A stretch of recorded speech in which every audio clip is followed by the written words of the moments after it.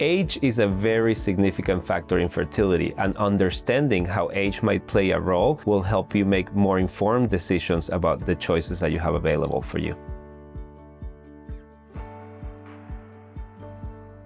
For women, that decline is more accelerated, especially after age 35.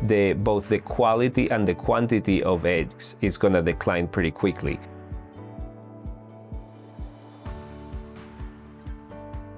There are two factors that we tie to ovarian reserve. There's quantity and there's quality. The quantity of eggs goes down over time. A woman is born with all the eggs that she's gonna have, and she loses it over time. At the same time, the quality of those eggs will also go down, and quality is defined as the ability of an egg to be fertilized and grow into a baby, but also about the likelihood that that embryo is genetically normal. And as women age, the likelihood that an egg is genetically normal goes down.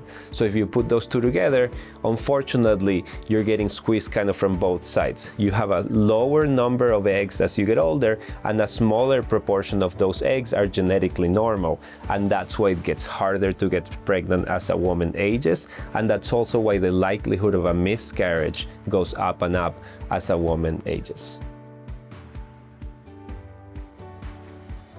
Unfortunately, there is no perfect test to know the total number, but we use 3 different ones to give us a sense of how your ovarian reserve is looking like compared to another woman of your age. The first one is AMH. So you can think of AMH as the bank. So the higher the number, the more eggs you have left. And we can compare that to other women your age and give you a sense of where you might stack up. The second one is FSH. This is a hormone that's made by the brain, and it talks to the ovaries and helps stimulate a follicle. And the third test is antral follicle count, and that tells us how many little eggs are we able to see in the surface of the ovary.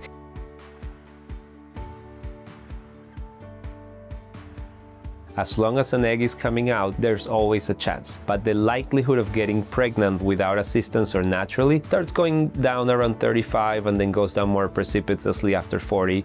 And after 45, it's quite rare. It's never 0, but after age 45, it gets very, very tricky to help people get pregnant with their own eggs. So we talk about options to use those eggs, but also options to use different approaches to help them build their family. So whether you're just starting your journey, getting more information, starting to explore your options, or you know you want to do this, the first step is to book a consultation. This is where we spend a lot of time with you, looking through your history, understanding what your goals are, what you're trying to accomplish, your medical history, and we talk about all of the options that are appropriate for you, any testing that we need to do to get more information, and we explain in detail how this process works from end to end, so you, plus your partner if you have one, can make an informed decision about the right next steps.